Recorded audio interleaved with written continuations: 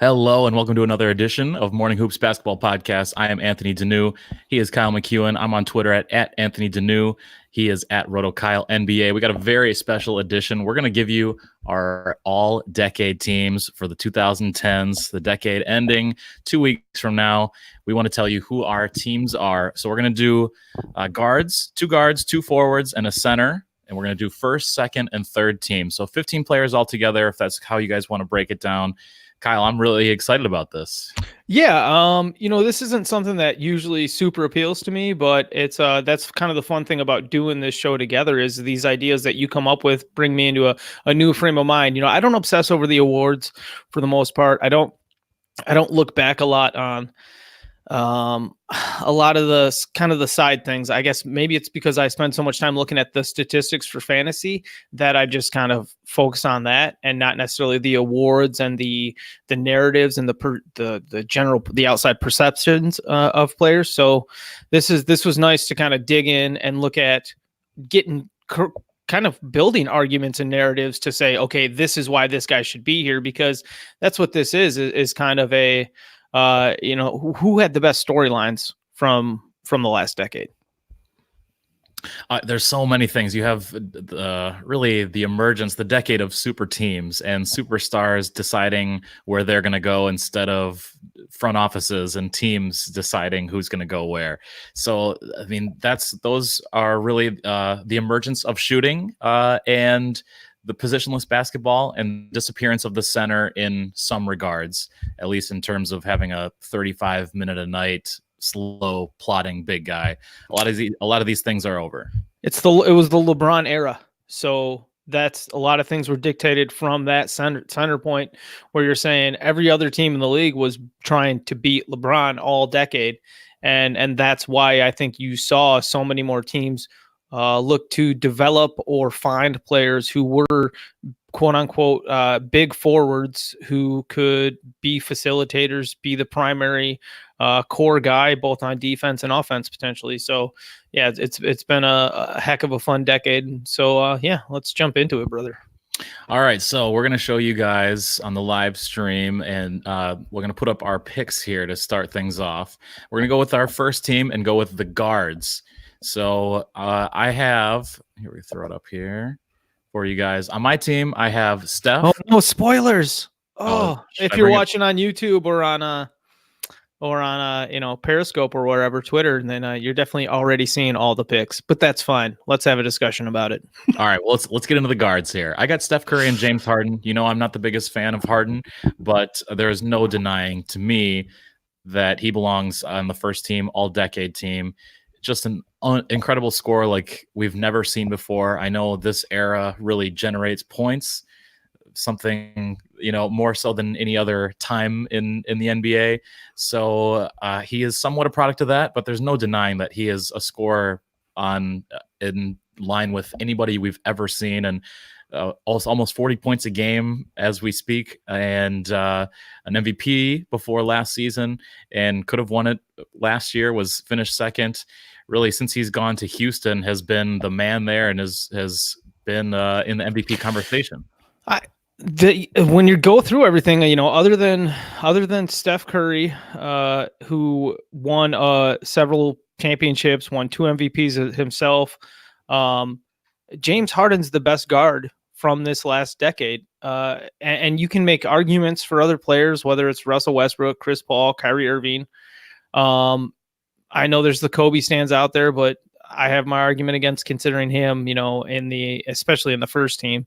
So yeah, I think we just look at what Harden's done throughout this decade in regards to his scoring, the fact that the Rockets have been a competitive and good team the whole time that he's been their primary player, regardless of people's feelings about how good he is on defense and how much he needs to maybe contribute there more, or whether or not people like his game. James Harden has been a transcendent, very unique player. You don't talk about James Harden from the context of who do you compare his game to. You compare other people's games to say, oh, that guy plays like James Harden does.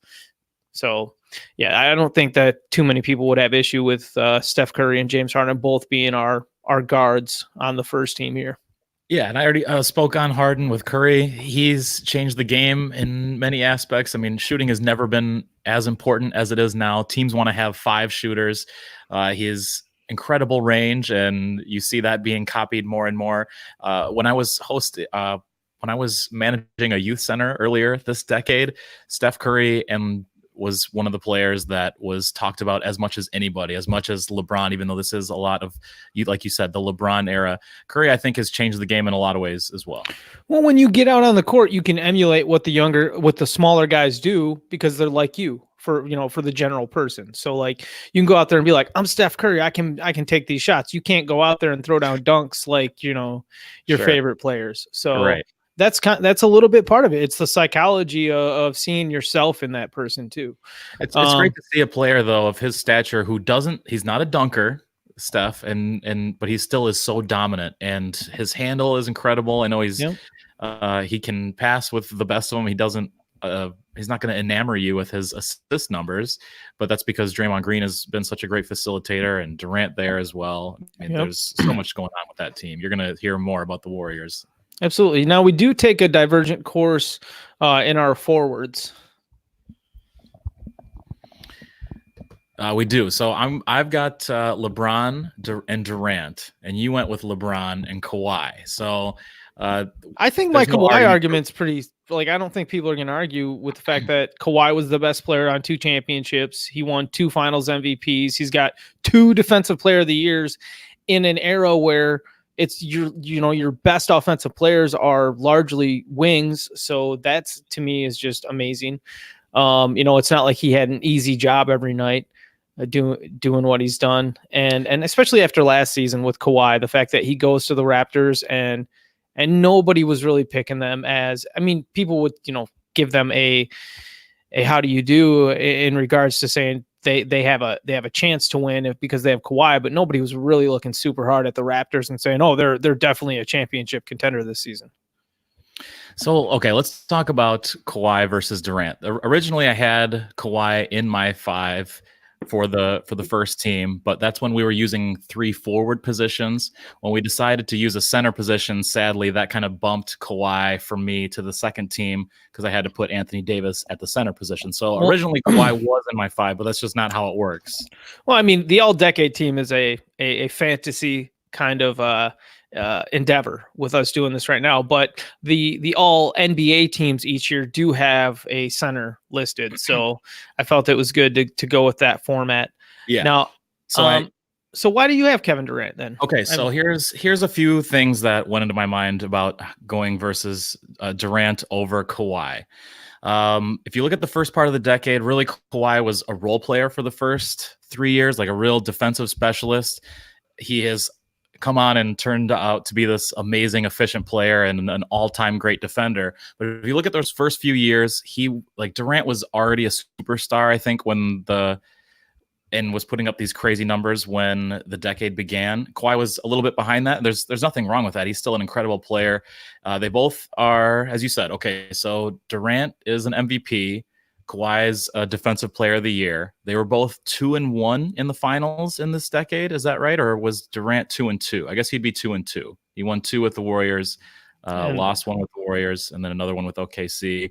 And Kawhi won 2, 1 with the Spurs, 1 with the Raptors most recently, and then lost that first one to the Heat, where they very well could have and maybe even should have won. Kawhi could be a 3-0 with 3 MVP finals potentially, but he also has the MVP finals, so you give that to Kawhi certainly. But a lot of it had to do with the beginning of the decade. Durant really was already established. And then if you want to also talk about, a lot of people would put Durant on second team because he chose to go to the Warriors, and that was a very controversial thing. Well, now Kawhi also sort of forced his hand out of the Spurs, so there could be many arguments about what was more controversial or went about it the right way, or however you guys want to think about it. But Durant got the very slight edge for me in this one. All right, cool. And I mean, we both have the other guy on our second team, so it's not like we're giving either player too much shade. But I was initially surprised when I saw Kevin Durant there. I had an emotional reaction to it before the show started, and you were like, "What? Tell me what you think. What are you hating on?" And I explained, I was like, well, I can't believe you have Kevin Durant over Kawhi Leonard. But then the more I thought about everything that Kevin Durant's done, and I'm as big of a Kevin Durant fan as anybody, I don't criticize him for his move to the Warriors. That was what a smart person would do if you were wanting to win a championship during this era. That was the obvious choice. He didn't force. He went about it the right way, you could say. I know people are bummed that he went to the Warriors, but it wasn't like he. It was a unique situation. There were 28 teams with max cap space that season because of the new media deal. That never happens.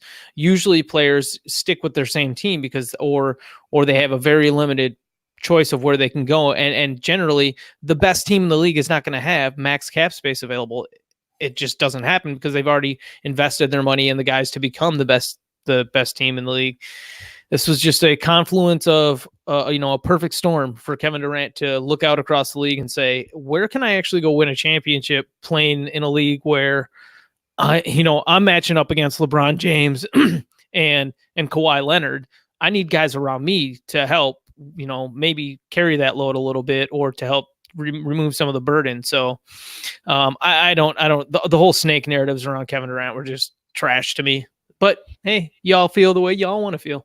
Yeah, and if I had to make a case for Kawhi being on that first one, I mean, he's really the only person who won a championship where you could say he was the lone superstar this decade, don't you think?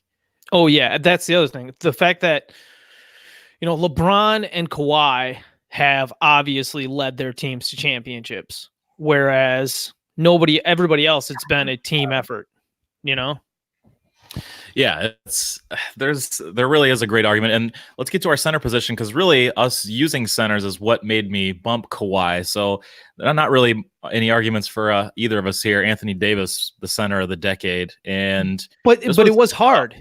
This was tough to choose three guys in general. This was maybe one of the hardest things was who are your three centers and how do you rank at maybe the top two? I don't think most people will put up too much of a stink about us using Anthony Davis as a center, despite him playing so much time at power forward, particularly this season. Yeah.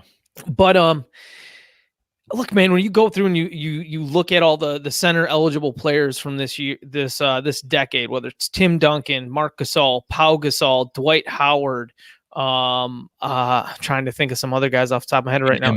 Jokic, Karl Anthony Towns, Hibbert at the beginning of the decade. I know it wasn't crazy numbers, but there was a while where he was like, they were like, oh, he's changing the way the rim is being defended because of this rule that the Pacers were exploiting with Vogel. Joakim Noah was an first NBA all-team center one season. So there are some guys to consider, but if you're looking throughout the decade and you're saying who was good most of the decade, and the one guy who really stands out is, and not just good, but like, because Marc Gasol was amazing at what he did all decade as the defensive player of the year. He finally got a championship last year, but just weighing everything against, itself, Tim Duncan, the fact that, he was somebody for the 2000s and before that, but like, I don't think that we could really look at Tim Duncan and say that he was the first team guy over Anthony Davis for the last decade. So it's just tough. Anthony Davis scores in ways we never really have seen a center or a big guy score. And he's in another field right now. I know, like you said, he's played a lot of power forward, but in terms of like big guys, I think he has been the big guy. Well, and he's gone out there. I mean, look, he's as dominant as anybody as a scorer in the NBA these days. So, and he can do it from everywhere. It's just hard to discount how impactful Anthony Davis is and how good he's been throughout the, 8 seasons that he's been in the NBA now. So yeah, I don't feel bad about having Anthony Davis there. Should we get on to our second team's guard positions? Let's do it. All right. So I went with Kyrie and Russell Westbrook, and you have Chris Paul and Russell Westbrook. So the Kyrie Chris Paul debate. Yeah. Or you want to just say why Chris Paul was your guy? I just it's tough. I think Chris Paul has been consistent throughout his career. He's been a good two-way guard throughout his career. There's a lot to like about Kyrie. He maybe was the better player on that Did he win the Finals MVP that one season over LeBron? That's the I don't. That's no, that can't be right. No, he didn't. No, he did not. No, so it's look, there's a lot to like about Kyrie. I just think that Chris Paul is arguably more of a winning player. I don't know, man. The championship to me says differently, and also Kyrie being the difference potentially in those 3 years, or the 3 years of, or was it 4 years? 4 years of Warriors Cavs. Like Kyrie was sort of the difference maker if you balance all those out and games missed. I mean, it could have gone a lot differently had he been healthy for all those series. And well, you look when he was right, that's when they won it all. I'm I feel bad because I don't feel like I have a robust argument for Chris Paul. It's more of like this is like an eye test thing. Oh my gosh, no, Chris Paul is incredible. Yeah, and I'm not going to like, because so much of my arguments in these in picking this all decade team is looking across and look, man, I'm going to lean on winning. That's going to be the main thing, that because your statistical output it always depends on who else you're playing with. So, Kevin Durant, Steph Curry, they gave up things when they played together. And that goes true for all these guys. Now we're seeing it with Russell Westbrook a little bit in Houston, though not as much as probably a lot of us would have suspected. I think Chris Paul, for me, he's just stood out as being someone who I think is better two-way player than a Kyrie Irving is. And that's why I had a hard time putting Kyrie over Chris Paul. No, I think if you're building a point guard, in terms of how they carry out their duties, I mean, Chris Paul is as perfect and cerebral as they get on both sides for most years. So he's just an unbelievable talent. For me, Kyrie winning the championship, being on 4 straight, being the Eastern Conference champion 4 straight times, and also just off the dribble, he's in a class of his own, I think, in the current NBA. Yeah, Kyrie's absolutely the best ball handler in the NBA. And then it's Steph. And then you can have a more wide-ranging conversation. Yeah, so for me, Kyrie, a slight edge. Chris Paul was, we're still going to talk about him later, so it wasn't like a big slight at him. But so we both went with Russell Westbrook. I mean, averaging a 30, 10, and 10 for an MVP season, doing a triple-double 3 straight years for an average. Just an incredible player. We've never really seen anything like Russell Westbrook. And just a crazy mentality, and the way he rebounds. He's led the league in assists. He's led the league in scoring. He has led guards in rebounding. I mean, if you look at what he's done, especially since Durant left, he's a tornado on the court, and there's nothing else like him. The fact that he kind of changed the game a little bit, or changed the perspective of how to, the speeding up the pace thing by having him be the main rebounder on the Thunder, and just how aggressive he played. The fact that he did go out and was trying to get triple doubles and huge triple doubles for a whole season to average it, and the first guy to do that since Oscar Robertson. It's so impressive to me, and it was so impressive. And it might get overlooked if Westbrook never wins a championship, though. So hopefully he can at some point play well on a team that wins it big. Maybe this is the year for the Rockets. We'll see. I just don't think that style can win. I was a huge fan of D'Antoni with those middle 2000s Suns teams, but I just don't think you can win with that style. Should we move on to you do? I mean, I think I don't think any style dictates how you play the entire game. You know what I mean? I think they're better off this year than they have been, because I think Russell Westbrook I think he helps them play in that more like frantic up-tempo style and do it all, but he's not going to give you the more consistent shooting like Chris Paul has given you. But Westbrook's, we'll talk about him a ton this season when we do our nightly takes and news reviews and previews. But he's playing his role pretty well this year so far. Yeah, absolutely. Yeah, I guess I'm feeling bad about not having Kyrie because, to be honest, he's in my honorable mentions. I didn't even get him worked into my third team. There's a lot of So tough calls. There's a lot of yeah, tough calls. Should we get to our forwards on our second team? let's do it. So we already talked about Kawhi and Durant. You had Kawhi first. I had Durant first. So they each are going to fall into our second teams. We don't need to do too much there. But I've got Draymond where you have Dirk. Hey man, Dirk was the best player on the championship team. First one of the decade. So I have a hard time, and he played up, most of the decade. He played through last season. So, whereas a guy like Kobe only played like the first 5 or 6 seasons, and only played well in 3 of those. Dirk was still the main guy for the Mavs up until last season, for the most part. So I guess I look at his iconicness and say he's got to be there. All right, throwing some Kobe shade early. I went with Draymond. He's undersized for his position, whatever his position might be, but he can guard them all. He can facilitate and run an offense where you have some of the best players of all time, and yet he's running the show in a lot of ways. And really being the guy who holds things together. He's the glue guy. He is a rim protector, being so undersized. He can take on the other team's best player. He can put up stats in every category. He's also very unselfish. If you take a look at his numbers, I know a lot of people that might be controversial, but being who he is, I think he's a one-of-a-kind player and 5 straight NBA finals. Draymond Green is just a winning player.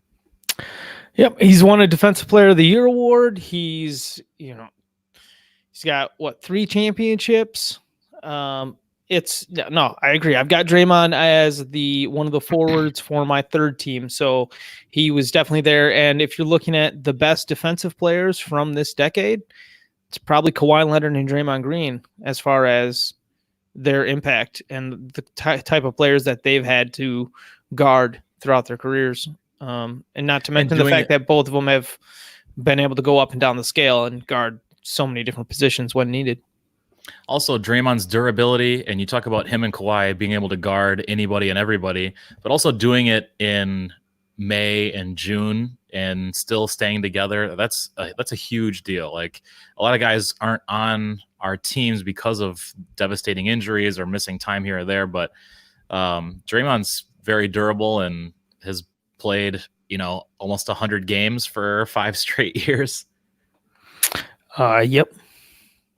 Should we get on to the center position for our second team? Not too much debate here. Tim Duncan. So we basically, for the center position, we're both going AD first and Tim Duncan second for the decade. Did he have one or two? He just had one. One championship. One championship. Yes, they lost to the Heat. They should have probably beat the Heat their first year. But Billy left the Plaza and the Heat won because of Ray Allen's shot. Our buddy Billy left the Plaza, and that's why. I remember him. No, it's over, guys. It's over. We're all like, no, man. If you leave, the Heat are gonna come back. Sure enough, Ray Allen hits the shot, and 6 years later, we still make fun of Billy for leaving the Plaza. It's funny that we both remember being at the Plaza for that game. In the back room, man. It must have been after one of our MSCR games. Yeah, it was after a slow pitch softball game. Yep. Now I'm feeling like a little bit of a jerk turkey because I included Tim Duncan at my center spot as well as you did for our second team. But Tim Duncan only played 6 years, same as Kobe in this. Thank you. In this decade.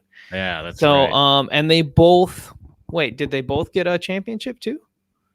I don't know. Kobe won 08 and 09. Or no. Are you sure? Yeah. No, 2010. It's the Mavericks. 09. Okay. 2009 to 2010 was the Lakers' last championship over the Celtics. Okay. So Yeah. So they each technically got one in the decade. Well, I don't think that one's actually in our one. No, it's not in it. It's not in it. Whatever. It doesn't count. Kobe, that's why I left you out, baby. Whatever. Looking for your reasons. Okay, so we both have Tim Duncan. He was a defensive force. regardless of how old he was. He was, I think, statistically, he was the best defender at his age 36 season.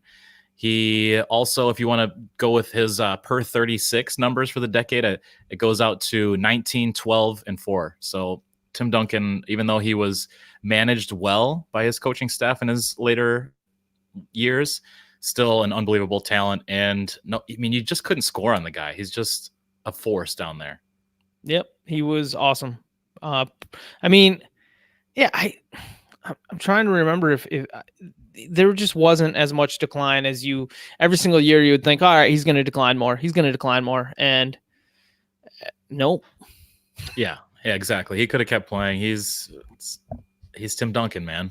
I think he chose a good time to walk away. He was probably like, this, there we go. I was done. Yeah. No, he did. I mean, also, if you just never missed the playoffs, he's a very, very special player. Had to be on my center for team 2 here. Well, and the other thing is there just wasn't that many center options. So it's like, it was the toughest call was doing centers, especially after Davis and Duncan. And I know Davis is a stretch and Duncan didn't play the last 3+ years, but well, here we are. Should we move on to team number 3? Yes, sir. All right, so we had the Kyrie Chris Paul argument. I have Chris Paul on my 3rd team, along with Kobe Bryant. You have Klay Thompson and Dwayne Wade. 3 championships for Klay Thompson, 5 straight finals, as you said, for the Warriors. 2 championships for Dwayne Wade. So I thought that made it kind of easy, to be completely honest. No, that's fair. If you're talking about Dwayne Wade, also he was like my last guard position came down to Kobe, Dwayne Wade, and Derrick Rose. How do you not pick Dwayne Wade when he's like, a Milwaukee dude? I know. No, I love him. I love Dwayne Wade. One of my all-time favorites. But he was like 25-5, and Kobe was 25-5, and didn't have a bunch. He did have a couple superstars come to him in the decade to try and help things out, Nash and Dwight Howard, but obviously that didn't work out. Dwight Howard was gone the next year, and Nash was past his prime, but a totally different story. Kobe, okay, those 2 championships, Kobe was the best player for one of them. Yeah. Come on, okay. Oh my God. Pau Gasol or Andrew Bynum, probably Pau Gasol was way better than Kobe for one of those. Whatever. Nobody's done it alone, but Kobe has been the best player on both of those teams. He had no way. Kobe was the best, dude. No, Pau Gasol was the best one season. Kobe was the best. Paul was incredible. He was incredible, but that's fine. I'm going to just take your word for it for now, I guess, and do a little bit. It's a matter of opinion. So you don't have to take my word for anything. You obviously don't. You consider the opposite. I do, but I would need to brush up a little bit on what happened. It would be fun to go back and watch that stuff and to make a determination like, okay, was Powell actually better this season than Kobe? All right, future show, man. I'm excited. Yeah, that'll be fun watching those 7 games. Okay, so I do have Kobe on mine. That's what we talked about. Our last few spots. Let's talk about who we left out of our guards, because with you going with Klay and Dwayne Wade, you left off Kyrie. We both left off Derrick Rose. Yeah, Derrick Rose had an MVP in this decade, so that says something. But he also wasn't healthy for half the decade, and he didn't really take his team anywhere. So, you could also argue that his MVP could have or should have gone to LeBron, but or even Joakim Noah that year. Yeah, his teammate. Noah was incredible. I don't know if I'd go MVP, but he ran the offense a lot of times, and he was just so fun to watch, passing from the center position in the high post, off the elbow, and yeah. I just think as impactful as Derrick Rose was on offense on that team, Noah was arguably just as impactful on defense. I might be overstating it because offense does matter more than defense when you really get down to the tits of it all. All right, we're going tit for tat here. Let's move on to our forward position. We both have Giannis, And then I went with Blake Griffin. You went with Draymond. I talked a little bit about Draymond on my second team. Did you feel bad putting Giannis? It felt a little bit weird, but if you look at, I mean, he was drafted in 2013. Is that right? It was 2012. I would need to 2013, I think, was Giannis. Yeah. 2014 was Jabari, is how it goes. Yep. So didn't get a ton of time right away with, I think Larry Drew was the coach. They had the worst Bucks season of all time, but if you look at the way he's progressed each year, I mean, all his stats continue to go up and up. He had one dip in assists one year, but other than that, everything has gone up exponentially. He's the most improved player. He is an MVP. Won the MVP. He's going to win another MVP this year. He's been win the dominant. Yeah. Took his team, was the best player on an Eastern Conference Finals team that was up 2 games on the eventual winner. Maybe the most unstoppable force in many regards with the ball in his hands. Yep. He is the NBA's version of the Juggernaut. He has the power of the Crimson Gem of Sidorak. So I went with Blake Griffin. He wasn't on your team. Do you got anything against Blake Griffin? He hasn't been healthy enough, won enough, or this is how it really my issue. This is kind of how it broke down. Is you had Dirk and I had Blake, and you could say. Right, because you had Draymond on the second team. Yep. Between the second and third teams, that's the difference for us is Blake and Dirk. I don't know how you could put Blake over Dirk though. I mean, Blake has insane numbers, and even last year put up one of his best statistical years. He got better and better. There's times where he folded or was injured when the Clippers needed him most, which really blows. But he was on a ton of good winning teams in the West when the West was very good. And it's his own fault for not staying healthy. And I don't say that look, injuries happen. And a lot of time it's not necessarily on the player. They just happen, a bad landing here or there. But Blake played and continues to play a game that breaks down your body. He's another version of Derrick Rose in some respects, in that he had never learned how to play at the right speed to keep himself healthy. It was always just a wrecking ball all the time. And that's led to tons of injuries. Beyond the fact that he's had non-contact injuries a lot of times too, in regards to hamstring issues that have crept up in the playoffs consistently. So it's just tough for me to feel like Blake deserves the nod here over Dirk. I like Blake. I think he's extremely talented, does a lot of good things, but he's also a very much, a one side of the court player. He's dominated a lot of things on the offensive side, but offers little to nothing on the defensive side as well. And you think Dirk is a much better defender? Dirk was pretty darn good that championship season. I thought he stepped up big in the playoffs in regards to his defense, and he won a championship. He was healthy too. Dirk didn't miss games, Maybe that's because he developed a scoring game that was more finesse and less arduous. I just felt like Blake Griffin's numbers were too eye-popping to keep off of my list. He dunked over a car. I wasn't going to mention that. It was just a Kia. I mean, come on, guys. No, he had some of the best underground commercials during the NBA freeze out. What was that? The lockout that they had?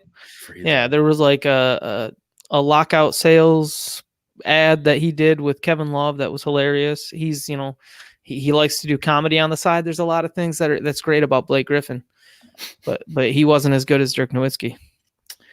All right, agree to disagree. Should we get on to some honor? Oh no, we got to get to, this was the toughest call of all, was the third team center position. I'm not particularly pleased with this, but Dwight Howard was my guy, and you have Marc Gasol.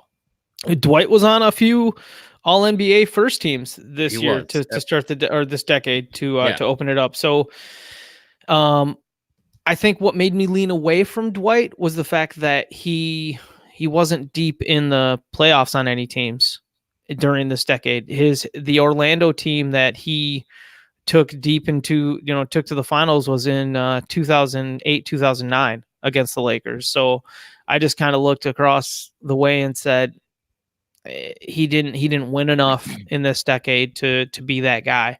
And that's why I went with Marc Gasol, somebody who was consistently, arguably the best player on his team at center for the entire decade, and was willing to change his game to be more of a modern center when one of his coaches finally said, "Hey, I want you to take," in David Fizdale, "I want you to take 4 3-pointers a game." Gasol finally stepped out there and started banging threes. So I just think that there's a lot to be said about how dominant he's been as a defensive player, how great he's been as on the offensive side of the ball. And then he won a Defensive Player of the Year award. And after he won a championship last year with the Raptors, I think that just kind of solidifies Marc Gasol as at least the third team center on this list. No, you make some great arguments. There's some other guys that we each could have put on our list in that spot. I went with Dwight Howard. I mean, was just such a force, and it's so weird that he played his best basketball from age 23 to 26, and even outside of that era, I mean, he's still been at least a 16 and 11 guy, and he's still a great rim protector. He was the most dominant force since Shaq at the time. But things have not really panned out the way you would hope. He's still a very desirable player. There's a reason he keeps getting picked up year after year by all these different teams. You look at the list of teams, though, it's like, gosh, he's been to Houston, Atlanta, Washington, or last year, I guess, for only 8 or 9 games, but bouncing around quite a bit. He's still desirable, though. There's a reason for that. Teams want him. They want the rim protection. They want one of the best rebounding forces we've ever seen, and maybe outside of Andre Drummond, the best rebounder since Wallace or Dennis Rodman. So this decade didn't go as planned for Dwight Howard. We should be talking about him as an all-time great. That's not the case, but he does get on as my third center. But as I said, toughest call I had to make on this was Dwight Howard, and who was going to be that third center on my all-decade team. Dwight Howard was dominant and a lot of fun to watch earlier in his career, and then it just feels like, injuries slowed him down quite a bit, and also ego. He wasn't ever ready to really take steps back as when he probably should have been ready to start to take steps back for winning. I think he was just too focused on getting his shots and getting his production and getting his minutes, and it was, it was almost like Carmelo-esque in regards to a guy whose talent should be making him a persistent superstar, but his ego's gotten in the way. I mean, it's kind of this, sometimes it is the injury stuff that maybe leads to not being able to perform at the same level that you were before initially. And then I don't know how to, there's a lot of ways you can reason these different narratives, but Dwight Howard is fine to have as the third team center for an all-decade team. But yeah, I mean, I don't have a bunch of reasons against it necessarily, I guess I'll say. Also very durable. I mean, most seasons he's playing 70+ games. Last year, as I said, 8 or 9 games. But other than that, only one bad injury where he missed a ton of games in the decade. So for a big guy, pretty darn durable. Do you want to get to our honorable mentions? Yeah, let's run through them really quick. Who do you got? Okay, so I went with Dwayne Wade and Derrick Rose. It was those two and Kobe for that last spot. Klay Thompson, of course, maybe the second greatest shooter of all time, gets overlooked, and sadly, that's what landed him on my honorable mentions. Draymond and Steph to me are the guys, and then Klay is after them, and not to mention Durant. But Damian Lillard, we didn't mention him at all. LaMarcus Aldridge, Marc Gasol, as you said on your center position, all guys, and then Pau Gasol, maybe. He had some good years, whether it be Lakers, Bulls. The problem is that Pau Gasol, his two best seasons probably were those Lakers championship seasons, and those they were just outside this decade, so they don't really count. But now Andre Iguodala for winning that Finals MVP for the Warriors' first Finals. And he was, he was a several-time All-Star. He was the main guy on the Sixers after AI left there for a bit. But Kobe Bryant, Tony Parker, Manu Ginobili, Chris Bosh, obviously Kyrie Irving is somebody who I probably should have had on this board, either ahead of Chris Paul or ahead of Klay Thompson. But we'll just admit to that being biased. Yeah, that's what we'll do. And then Derrick Rose, because the fact that he won an MVP during this decade definitely makes him, part of the group of honorable mentions. Damian Lillard, I don't know. I don't know why I couldn't bring myself to even list him in my honorable mentions. I just don't think that he's as obvious as the other guys. Well, because the only other guys to get on the list that didn't win a championship are Westbrook, who's just a maniac, and then CP3, who is always on very good winning teams and putting up like John Stockton type numbers.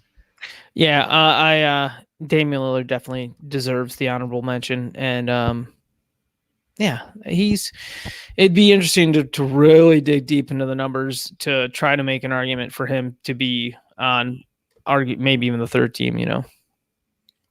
Two guys we didn't put on our list are Chris Bosh and Kevin Love, and I wanted to know, suppose these guys didn't have to play third fiddle to LeBron and either Wade or Irving, would Kevin Love or Chris Bosh be on these lists had they been the featured star of their own teams? And I know that team success has a lot to do with that, but what are your thoughts? Ultimately, I think you just said it. Team success has a lot to do with it, and unfortunately, if Bosh and Love didn't go join another good group of guys or another good star and compete for the championship, they wouldn't even be honorable mentions. They just would have been guys who were very good at producing stats, but who we couldn't really, like we didn't talk about Amari Stoudemire. We didn't talk about, I'm trying to think of, who else from this era would have been a big producer of statistics, but who isn't somebody who we really would have considered on this team. Like Carmelo Anthony, neither one of us put him on.